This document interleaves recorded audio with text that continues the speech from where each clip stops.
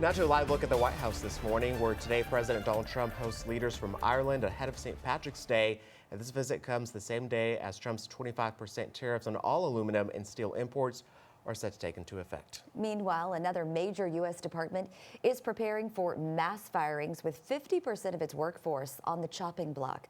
CBS News' Jared Hill has the latest from New York. Major downsizing at the Department of Education.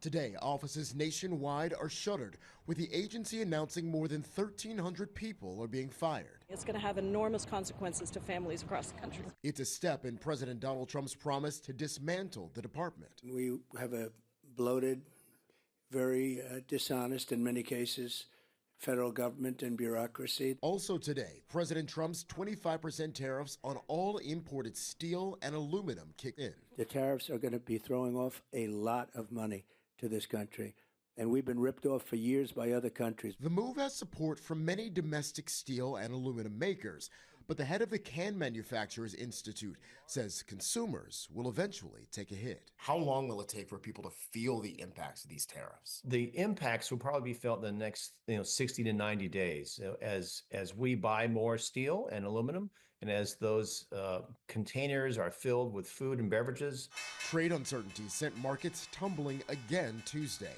The U.S. Commerce Secretary. The markets are going to learn.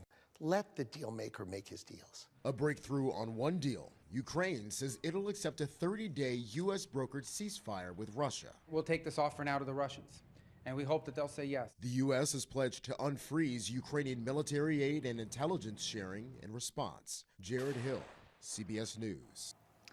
Meanwhile, in a win for President Trump, the GOP-led House narrowly passed a spending bill aimed at averting a partial government shutdown this Friday.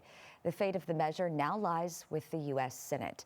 This comes after the president pulled back on his threat to double the fee on Canadian steel and aluminum after the Premier of Ontario backed down from putting a 25% surcharge on electricity that it exports to the U.S.